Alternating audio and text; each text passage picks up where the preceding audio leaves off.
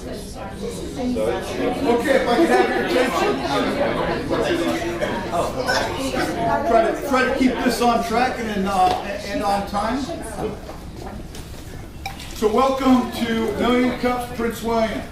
My name is Jerry Peters. I'm one of the organizers of Million Cups Prince William, along with Jim Aram, who's not here today, Jim DeModica, Uriah Kaiser. Reedy is sometimes here. I know she's getting ready to start up another MEC down in Warrenton, so that's taking a lot of her time. And then, of course, Riza Delcourt, who is our hostess and keeps us organized and on track. So, welcome again. The Million Cups Prince William is an educational program, okay, for the startup community, right? So, it's an opportunity for business owners, business leaders, civic leaders, and other community leaders to get together and share in the entrepreneurial spirit, but also to educate each other in those challenges that just about every entrepreneur or business owner face. Right? So, without further ado, let's get started with the purpose of our program today, and we're going to have Felice from College Momentum explain her business model and her business challenge, and then we'll all help her solve that challenge. Okay? Welcome.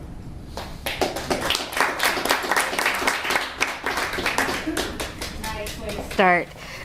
Good morning. Good morning. Good morning. I think I am going to have to hold it. Okay. Okay. Well, my name is Felice Rollins, as he said, and I am the owner and founder, as of about 4 months ago, of College Momentum. So here's the problem that I help people solve. 4 years of college is now a six-figure investment for most families. It costs for a family here in Virginia to send their student to a four-year university and live on campus at least $100,000, $25,000 a year. And if you're looking at private schools, it's more than that. 78% of students now are taking longer than 4 years to graduate with a bachelor's degree. So they're taking at least 9 semesters when it used to be 8. Okay? And that ninth semester, I'll tell you why, but the collateral damage for that last semester is about $35,000. Right? When you add up how much it costs for half a year in school, because it's $25,000, that's $12,500 for that one semester. Plus, the average college graduate makes about $45,000 when they graduate.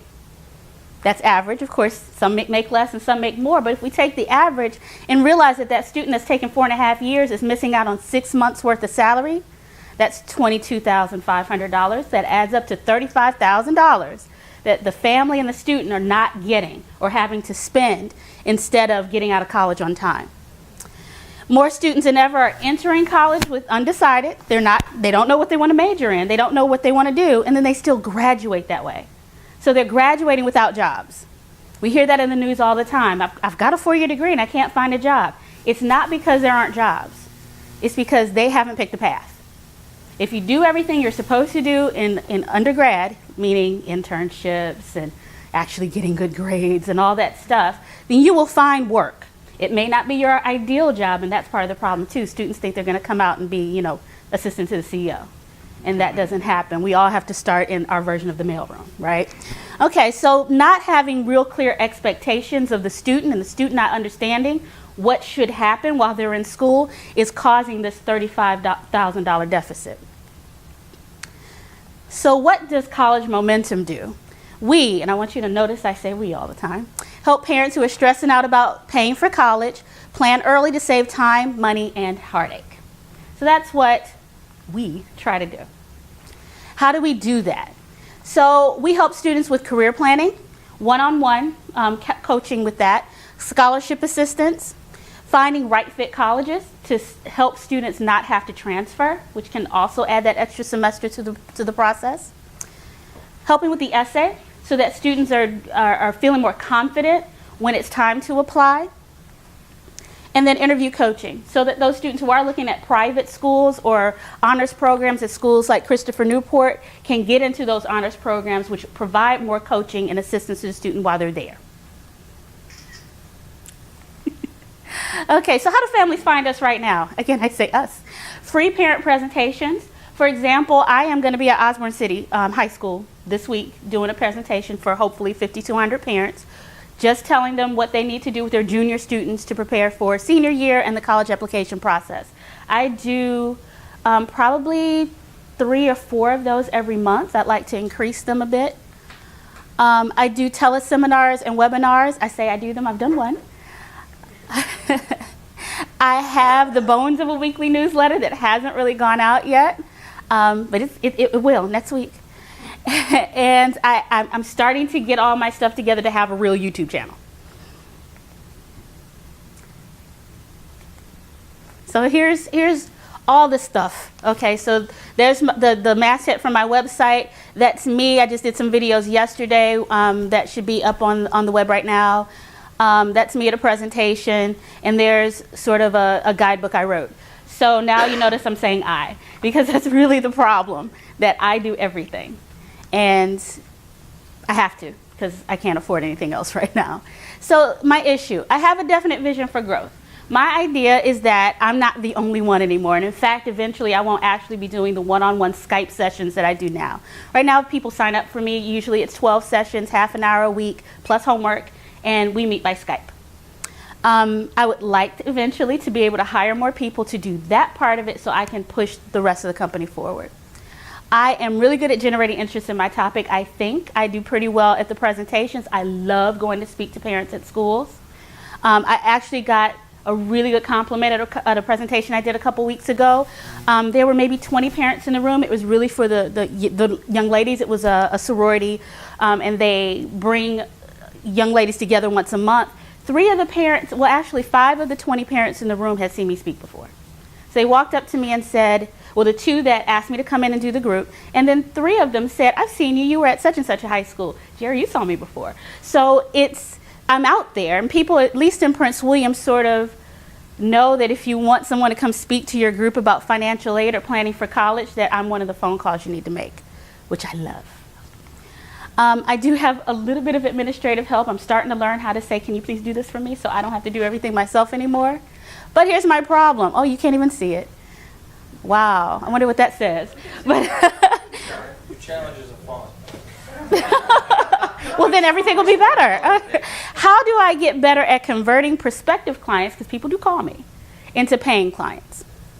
There's my challenge. I came out of nonprofit. I've been in the nonprofit sector here in Prince William for 8 years. I've been doing this work for 20 years. I think I know how to tell people I'm really good at this and I've been doing it for a long time. But how do I get the sale as someone who just has never had to ask for money before? So there is my challenge. All of you I know are business owners and people who have to do this. What advice can you give me to help me do this better? I'm ready to hear this one. Oh. Yes. I love these questions because you have to. Okay, so I'm Vincent Consamana. Hi, I'm the president. You face this challenge every time you start a business. You have to be comfortable talking about money. Flat out. Any business you are, you have to be comfortable talking about money. It's like the most awkward situation. Or hire somebody that is.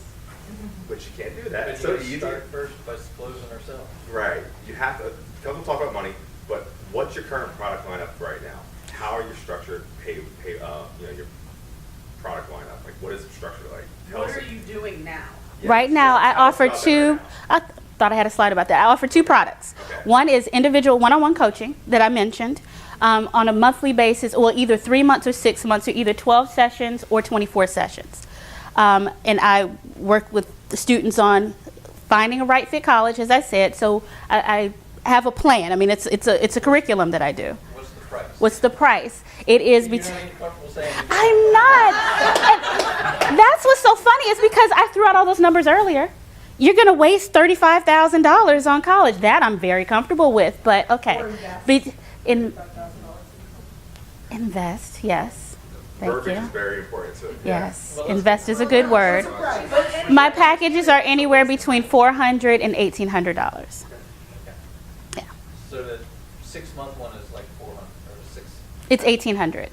Yeah, $300 a month. And you can put that against the 1,800 against the 3,500 or the 35,000. Yes. So that 1,800 is nothing compared to losing 35,000. So get comfortable saying the comparison, either talk to me Okay. for 6 months or plan on waiting another 6 months and spend 35,000 in 6 months or me for me. Oh, yeah. I'd have- I like that 6 I'd months have a right big there. That's poster up in great. front of on your website. It has a big bar chart. One bar goes up like this that says, without me, and then with me. I like that. There you go. Investing. Thank you. Investing. Okay. So what's the second? You said there were 2 things and you only did the first one. The other thing is a 4-hour workshop that I would take to an organization. Bring me in for half a day. I'll work with all the students there. We'll do the beginning of this. Of course, they're not going to get what they get with me for 6 months, but at least it's an introduction. And it gets me in front of more students and their parents. What's the price of that? That is $1,000. That's to the organization. That's to the organization. Is And there they can a- pay it any way they want to. They can charge a fee to every person that comes in, or they can pay me out of pocket.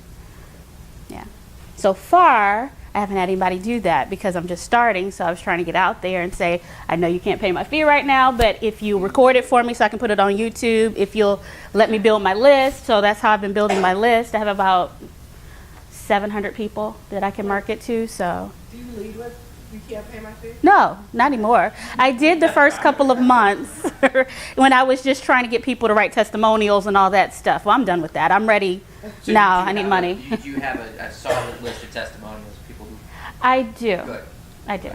Yeah. you're done with that then, Bill? Yeah, I think I'm ready to move forward from that. Thank you. Yes. So I'm trying to wrap my head around the idea of a limited time. You know, I have 2 boys myself, an 11-year-old and a 12-year-old. 11-year-old is already preparing his college application. Good for him. So we're already talking about it. If I paid for your service now for 6 months, then he would be 11 and a half years old Yes. when we finished your service. Okay. And would still be, 6 years away from him going to college. What I'm trying to get at is that what exactly is it that I know that your job is to help people with college, but you talked about through college, and you talked about some things at the end, getting out of college and so forth. What I'm trying to get at here is that let me give you an analogy. Okay. If you break your ankle, you go to the hospital right after you break your ankle and you get it fixed. So the hospital visit has a defined window that immediately follows you breaking your ankle, and it stops when your ankle is fixed, and then you don't go to the hospital anymore Right. because your ankle is fixed. Okay. I think yeah. When you think of you as the hospital for fixing somebody who needs to go to the college, where does your window fit in a person's timeline Process, of going right. to college? Great. That's a good question. I didn't mention that. Thank you. Sophomore and junior year in high school is where I target families. Well, maybe you should push back then, to middle school. Well, not a pushback, but Oh, add it- start earlier. yeah, add a third product to fill his void, come in for, I don't know, $300 to $500 for a couple hour session. Oh, for a To workshop. keep this 12-year-old on track, come in once a year as a review, and then when he's in 10th or 11th grade, then you get him into the program. Right, because And then they're- there's a lot of parents that are still concerned at that early age, and then you at least give them a peace of mind that they're planning, because the time they're a junior, this financial planning part is too late. That's done. Right. I do try to talk to parents earlier, but the workshops I do are not for the parents. The free workshops are for the parents because they're the ones with the money. I want to do an introduction to get them interested. And then I give them 5 steps to strategic college planning. These are the things that you as a parent need to do. That's the free workshop. But there are 5 things that students need to do. You But- want that. But you're missing the opportunity and the point I'm trying to make, and I think to follow up on what he's saying. There's another window. To do the free seminars to get in front of those people, that's great. Yeah. That's one model of getting in front of people. But there's other models of marketing and leads and referrals to just walk in and help this guy for $500 and his son to sit with a couple hours to make sure they're on the right path with it. for your current I, area. then Okay. he could refer you to 3 other neighbors that kids are the same age. Yeah, referrals Bing, bing, bing. have been It's good. money, you know, instead Okay. of free seminars all the time. That's a good plan, but it's not, you know. I know your challenge question is the ask, but I think if you think about the parents, you said that you want to get the parents with the money. If you think about them when they're concerned with their child early on, when they're young, and they really want them to go to college and succeed and be the president, while they're still young, get them then, because if they get into high school and you don't have them engaged by that point and they're already getting bad grades, the parents are like, man, this kid just, ain't doing what he needs to do, he ain't going to college, he's going, and so. These are lost cause. Right, and by the time they get to there, they almost may be a lost cause. So the earlier you can reach out and let them know that your services are available, the parents are still excited and still hopeful for junior to go to college. Okay? That's interesting that you should say that. I have trouble getting booked at middle schools. That's part of the again, how do I get to the parents? That's usually my way in, is through the schools. And it's hard. Middle schools, they have so much other stuff going, they're not interested. So if I can figure out how to make it interesting to the middle school guidance staff and all that. Okay, tell me where the parents are.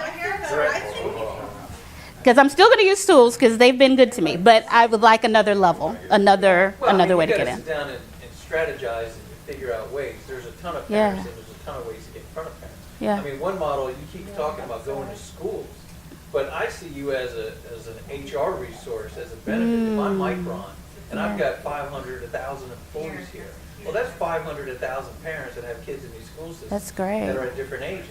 So I'd go into Micron for $1,000. They would write it tomorrow as an HR benefit, put you in front of those parents, and then it's a benefit that they're providing their employees, and then you get access to all these people. So there's Jis is way outside the box. I know. Thank you. Do that. Thank you. I hadn't even. Thank you. Second that. Yeah. And if you add the STEM conversation to that. Oh, yeah. Oh, that is my heart too. Companies are going to say, I want a piece of that. Absolutely. And that's another advantage that I have. My degree is actually in mathematics. Oh. So I enjoy that conversation. Now, Yeah. another group that you're not talking to is those kids that are already on that target path, the Eagle Scouts. So go and target scout groups, the Gold Awards, those girls who are in middle school right now. I'm one of them. My 13-year-old is on target for getting his Eagle before 14 because we're trying to get it done before high school when high school hits and all the hormones and girls and everything else. So, Yeah. so we're talking, our sons are the same. They're on path. He knows he wants to get an engineer degree. He knows he wants to go to this college that has a rugby program. Mhm. So hit those middle schools and those scout groups.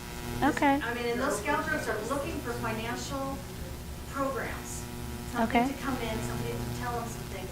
They can't afford the $1,000, so that's where you restructure a little bit and you're doing a program or something I do on a that. weekend I do for a that. large group instead of the 4-hour one. You're not giving them, but then you say, and I have this. Mm-hmm. It'll be available at this school, that school, and then they, pile into there somewhere. Okay. So to get back, I'm sorry. Oh, Jerry had it. I'm sorry, Jerry, I didn't see you. And I'm saying, couple that same conversation with the universities. Because universities also are doing outreach. And as they talk about trying to reach into the community, whether it's George Mason or George Washington, you now can build a relationship with them where you can bring an extra conversation to that and introduce you to another set of people. I would be hesitant to approach them as well. The Okay. admissions office folks would be happy to have that conversation. Okay. Thank you. One of the things I advise my clients is to remember who your target is, okay? What we've discussed so far seems to be bringing in a different product, different service, and you might not be ready for that. When you talk about bringing in a different product or service like the 11-year-old or the parent of the newborn, advising them about financial planning may not be in that wicket right now. It may be something that you could fit into your strategic plan for something to develop. While you've got the products and services that you have, the issue, having 5 children myself and meeting with many parents through PTAs and PTOs and all kinds of education and sports programs, there's all kinds of parents out there that need help with financial planning, and that is something that is a very sensitive issue that we've always got time for.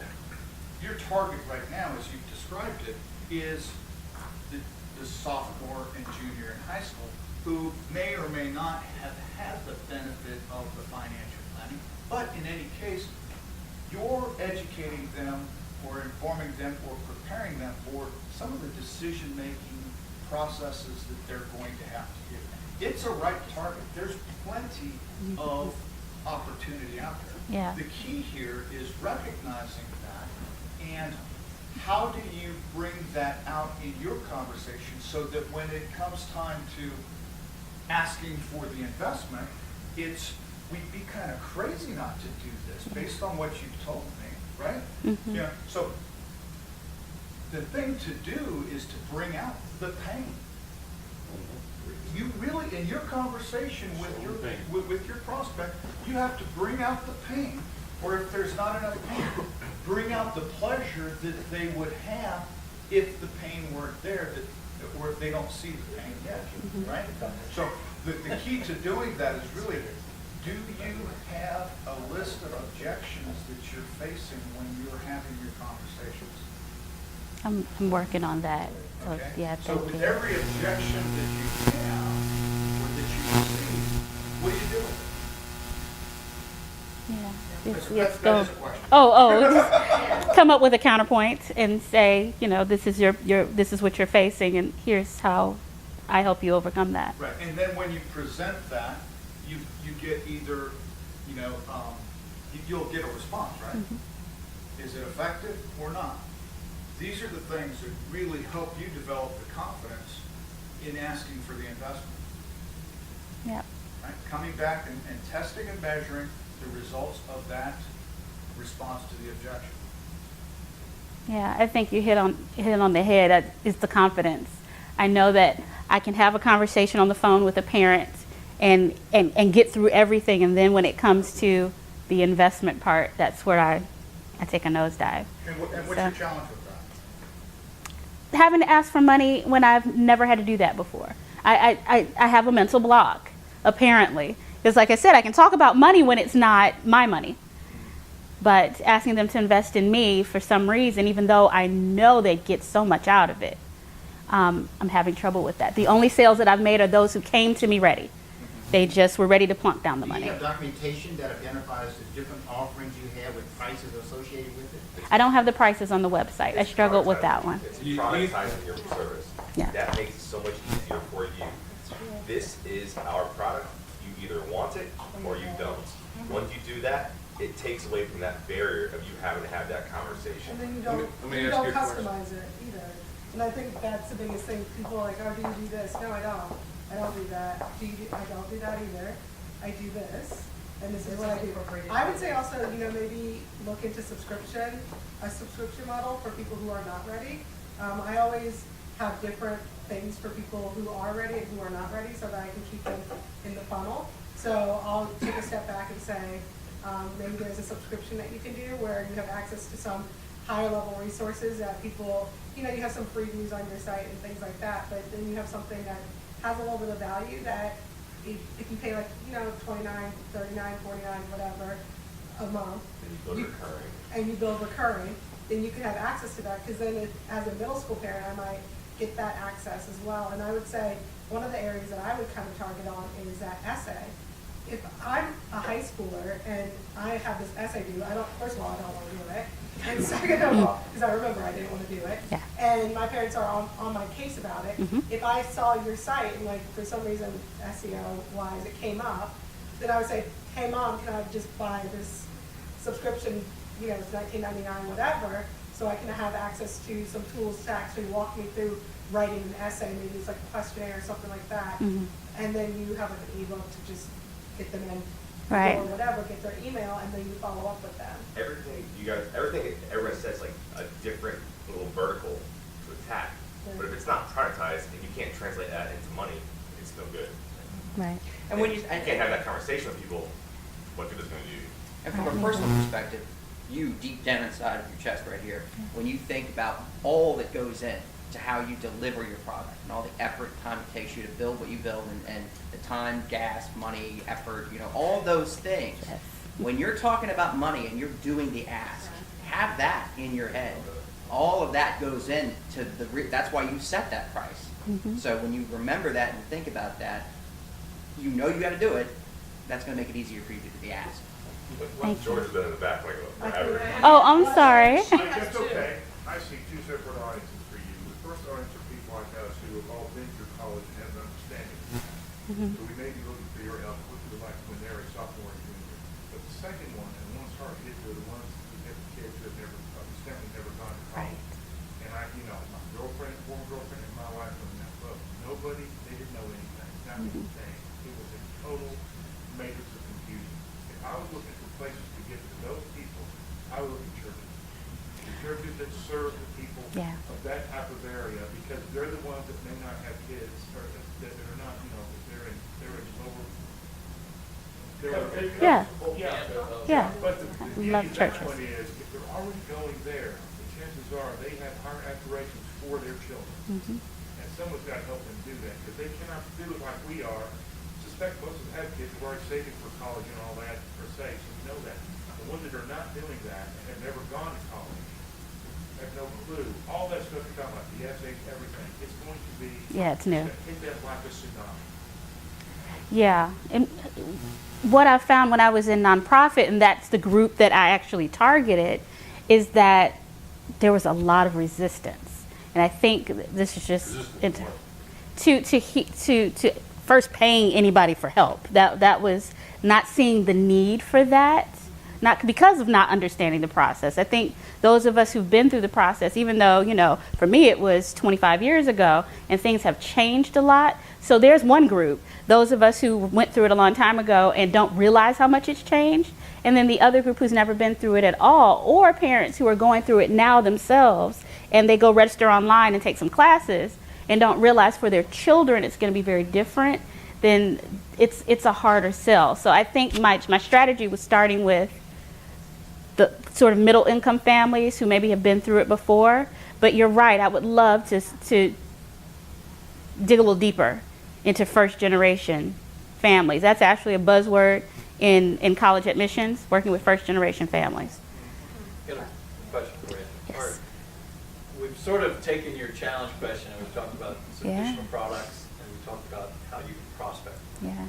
But to go back to the fundamental of what you're saying, when I've trained a lot of salespeople, and a lot of salespeople will go through the process. They'll have a meeting, they'll do a needs analysis, they'll go through all the products and things, but they are very challenged to ask for the order.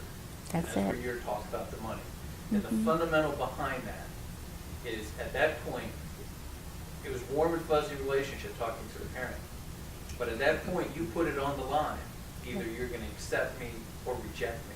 Yeah. And you need to get over the point that if they say no, it's not a personal rejection. And then you got to do your prep work, so that you provide, like a lot of the conversation in here, a lot of the benefits.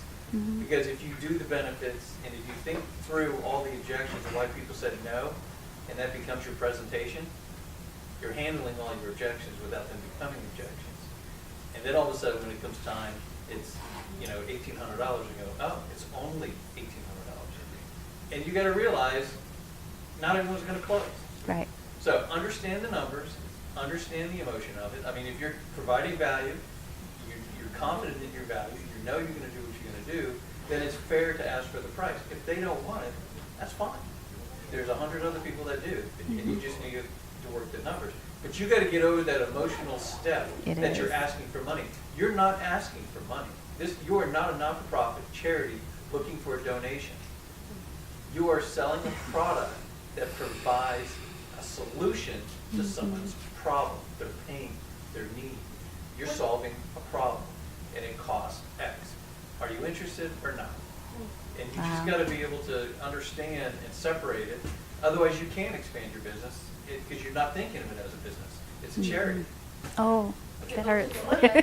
Yeah, there are lots of Would it people help who are- if you sit, after you get done with your presentation, if you just said, here are my packages, this one's for $400, this one's $1,800, and this is what you get with it.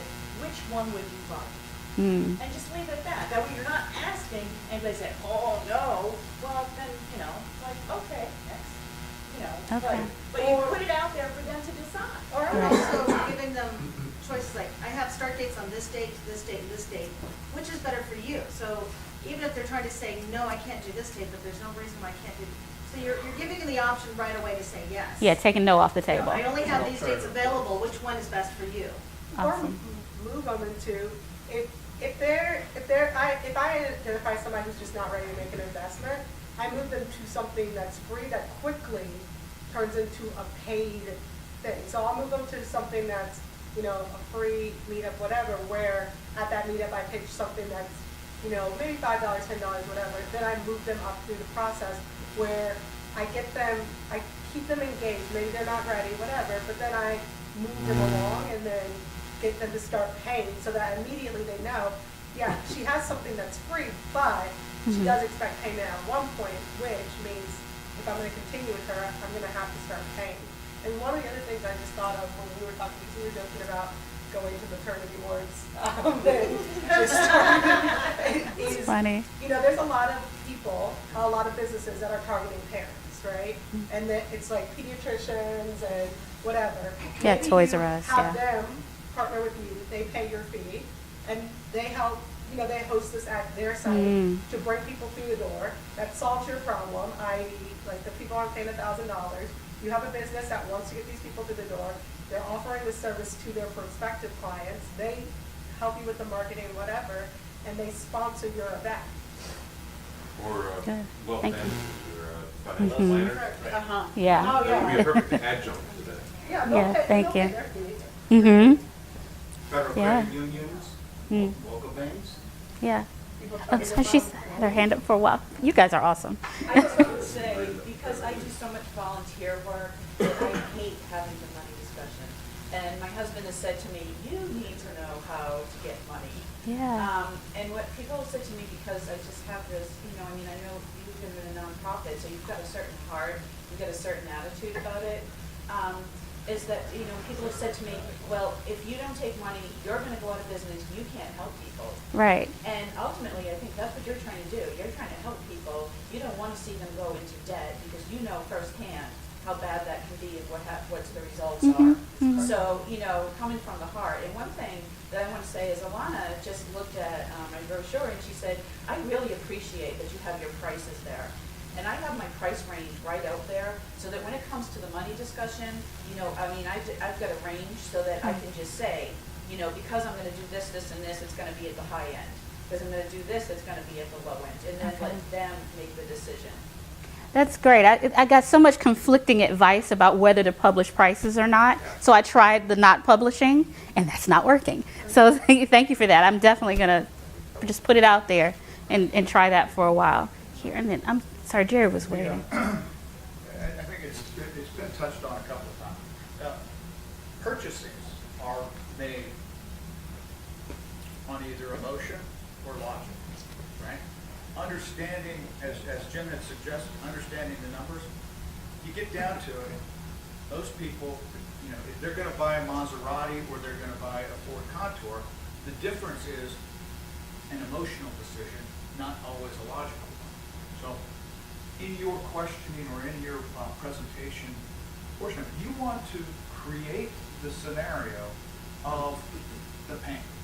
Okay, you want to create those issues there. The pain for them, not for you. Not about me. And that's the key part of it. The service that you offer is something that's extremely valuable, and everyone with a family member can benefit from it. I, having had 5 children, 2 that have already gone through college all the way, and 1 that's going through the application process. There's a lot of pain and frustration there. There's a lot of emotions that come out. But that should not be an emotion for you. It should be an emotion that you observe, sense, and react to. It's called neuro-linguistic programming, right? Observing those things, in who you're meeting with, so that you know how to prompt them to dig deeper into the pain, their pain, not yours. So that when it comes down to the question, it's like, you're asking them, you're getting them to ask the question, how soon can I sign up, right?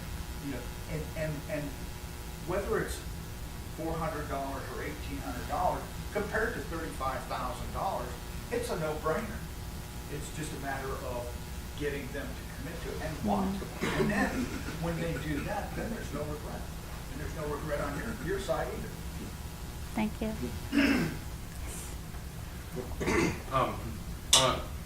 I'm a business consultant, and I,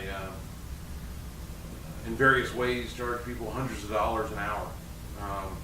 But their ROI for that investment can be hundreds of thousands of dollars. I have no problem whatsoever charging somebody $300 an hour if they're going to make $100,000 on my help. It's peanuts. Do you- to them. Yeah.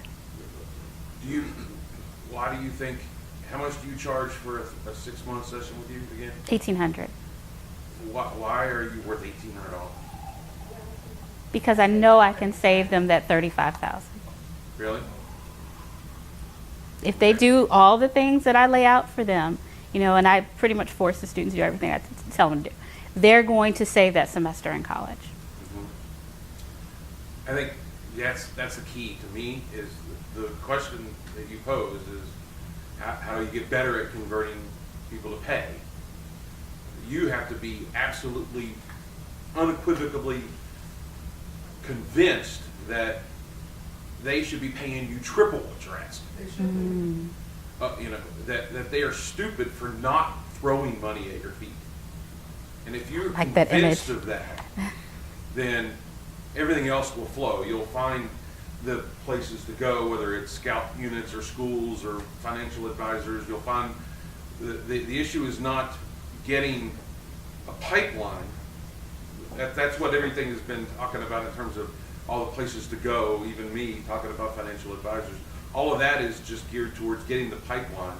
The issue is that every one of those people that are coming in eventually have to go past you and punch their ticket and say, are you going to pay $1,800, yes or no? Then come on in. $1,800, yes or no? Come on in. That's the point. All those people are coming in. You have to be absolutely convinced that you know, money is worth it. And if you do, it will just seep out of your pores.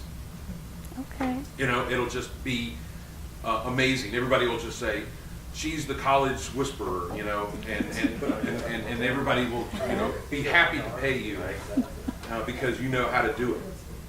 That's my thought. Thank you. I feel that. I received that. Thank you.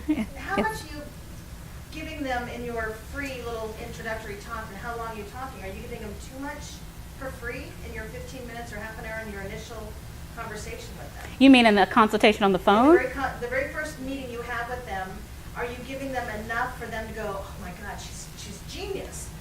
Or are you giving them, oh yeah, I took all the steps, oh I don't need her, I can do the rest on my own? I certainly don't think I'm giving them too much. I spend a lot of that time asking questions so I can figure out who this kid is and who the family is. And then make a couple of suggestions about what I could do to help. But I think, like I said, this is where, yeah, that's where it gets muddled. I know that's where it gets muddled. And I probably need to make a habit of recording the conversation so I can hear it myself. But I know I'm confident at the beginning, and then somehow it doesn't stay that way. So, yeah, I'm hearing all that all the products and stuff, that's all great, but if I'm the bottleneck, which it seems to be, it's my confidence of asking for money. And it's right. I need to stop saying asking for money, but show them the value and make it easy for them to make the investment. Okay, these two are about to duke it out. No, we're not. Go ahead. Because I win. So anyway. You got me. You got me. The one thing that I heard that was really impactful, and I agree with Catherine, is it's an ego thing. When you are sitting there thinking, I think it's like, oh, I'm so, you know, I'm being generous and I'm trying to help and blah, blah, blah, but it comes down to an ego thing when you're not asking for the money. I feel like I'm going to be rejected, therefore, I am not going to push as hard for this money because I'm going to be rejected. And it comes down to you. It's not about the other person. It comes down to you. And then in that way, if you flip it, I always think, before I go into a presentation, I think I would be selfish not to present this to them. And a lot of times, if I'm super nervous and I get overwhelmed, I'll just immediately vocalize it. And I'll say, I'm very nervous, I'm starting out, but I know I can provide value to you. I know my prices are appropriate, and a lot of times I had to go into my prices and say, my prices were too low, therefore I've had to increase my prices. And that's a conversation I'm having with my prospects right now. And I say to them, I think in my head, if I do not present this and I'm not going to push forward, then I'm going to be egotistical. And that's on me, that's not on the person. So as long as you know that you're priced appropriately, I personally think you might be priced too low. But for 6 months, for $1,800, that's nothing for a parent. I'm not a parent, but I'm sure. Bring it down to your hourly rate. Yeah. For college. It's $100 an hour. Yeah, I think you think to yourself, if I did not do this and the parent had to pay $3,500, would it be selfish for me to not present this to them? Or along the same line, it might not be selfish, it might be incongruent. It might be something that says, you're here to help people, you're here to help people become college ed, you're here to help the STEM program in the future of the United States. You want to help all those things, and yet you're not asking them for the investment to make their child more competitive, to be in that environment, to improve the community, to improve the business world. That's really kind of selfish. And I'm sorry. Someone with but someone with $100,000. I know. Spin that, Jerry. I'm so ashamed. $150,000 of debt. I have $150,000 in debt from law school, undergraduate. It's crushing. You cannot move on with your life until you pay off that debt. It's true. So you have to think about that part. Maybe you think about me. I don't know, but you think about that person who, if they don't get your services, they're going to be under a mountain of debt, and that's a debt that their kids are going to have to work on. Mm-hmm. It can't be. Yeah, that's the whole conversation I have in a talk. I know he's been waiting, and I'll come to you, Bill. So we kind of hammer on this a lot, and I think Brad got the point. So is it too early to pivot to, we talk about productizing a lot, we talk about verticals and stuff like that. You made an interesting point about scaling your business. Is that a challenge you're going to have? I think it is, because you're the one sole point of here. And then you said, you made a point of I want to hire on people to train up these kids. That's the long-term vision. Right. And Jerry talks about this a lot of a strategic plan, training manuals, transition that intellectual knowledge that you have that you're selling yourself as the kind of the value proposition. Right. How are you going to do that in the long term? So I'd like to open that up, if that's okay. We all kind of transition a little bit to the group, and for you to get a little more out of this, if that's okay for you. That's fine with me. I just wanted to check the time and make sure I'm not going over. If that's okay, I'd love to talk about that. Because Great, thank you. I think that's going to be a challenge for you, because you're going in there, you're pitching parents, you're pitching everybody I'm the expert. I can hire on developers or experts. I can hire on people, but you're passing on this intellectual knowledge. How are you going to do that? Before you transition, let me add one point that I've picked up. If I was sitting across from you as a prospect, and you're putting all your weight on one benefit, and that's that $45,000 extra semester cost. But I think the mistake you're making is, for me personally, I think my kids are going to get the point. It's a 4-year ride, and that's as far as you're going. That's as far as the checkbook goes, and So I might feel that I can manage my kids because they're going to know going out the gate. You're not going 4.5, otherwise you're covering it. So if that was your only selling benefit to me, I wouldn't close either. So you need to start looking at, there's more than one reason why somebody's going to want to pay for your services. That's really important point. Yeah, you've got someone over here that's got a 12-year-old that's already thinking about college. There's some products you can provide there. Sure. You've got the financial tools and prepping these kids to get into college. What does that have to do with the 12th or the 4.5-year plan?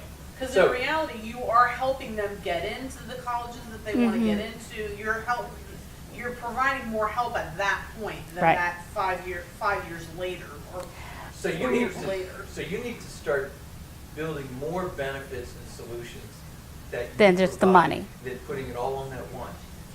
And you need to be able, because you've got 20 people in here, and I bet you got 15 different opinions of why they need to pay for you to solve their problems. And you need to start thinking through that a little bit more detailed, because, you know, maybe only one of them in here would say, yeah, I'm afraid of that 4.5-year plan. But the rest of us, you could have closed, but you left it on the table. With because some other the other benefit, right. Right. See, I see the prep, getting the kids ready. You know, you being a pain in the ass to my kids instead of me. You know, pushing them to get. That's them why to say people no. hire me. That to me is the value, not the 12 or 4.5. So the money isn't the problem for everyone. You need to solve my problems. You need to solve his problems and her problems if you want us to write you a check. You don't need to sell us one thing. It could be the same program, but there's different reasons why different people buy things. The same thing with the Maserati experience. Right. You know, Why do people do Is it? he buying it because they want it? Is he buying it because he's trying to show off? Is he buying it for other reasons? That Maserati dealer is not selling it for one opinion. Because there could be 5 people, I just won the lottery, hell, I'm just going to go blow some money. Yeah. That's different than the guy that has an ego. Sure. Jen just said, parents never go into it thinking that their child is gonna be there for 5 years. Nobody wants a 50 They don't, but that's why everyone gets into trouble. Right, but that's not why everyone gets There's into other trouble. things they Our get. grandparent is paying the way. Yeah. No, I mean. Well, no, that's not why everyone gets into trouble. I mean, that's That's a- not the case. It's not everyone, but right. Where they get into trouble is getting their kid in the first place. More parents face that as a challenge than, or They see it know as a that that's challenge, gonna be- right. You're right. exactly. And You're I think right. out of Jim's perspective, to say that, well, my kid's only going to go for 4 years and I will not fund another year and that will never not happen. reality. But when you get to that point, when you Yeah. come They pay that for it. bridge, you're going to pay for it anyway because you Many want do. your kid to succeed. Most parents do end up covering it. It's Right, true. It's right. true. I've seen it happen many times. Yeah. But Jim's right. At that point, years out, I'm never going to do that. Yeah, you're right. You're right about that. There's Thank you. another aspect Yes. of your model you ought to consider if you're not already thinking about. And that is there's a tremendous amount of dollars out there for kids who want to go to school. And if you start that conversation and that pursuit Oh, yeah. early, Yeah. you got to do the middle school thing. If you start the conversation there, and you want to talk about ROI, return on the investment that you start making. If you start making that investment early, your parents to start thinking through that. They start investing in better education in middle school, better focus in high school, getting early introduction to the math courses, to the algebra, get the AP kind of courses. You've got colleges that are willing to pay for the full ride.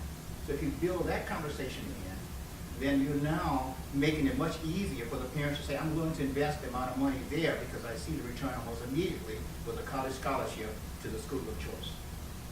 And you can walk through that conversation. It's not a check out of the pocket for tuition, for room and board, for in-state, out-of-state fees.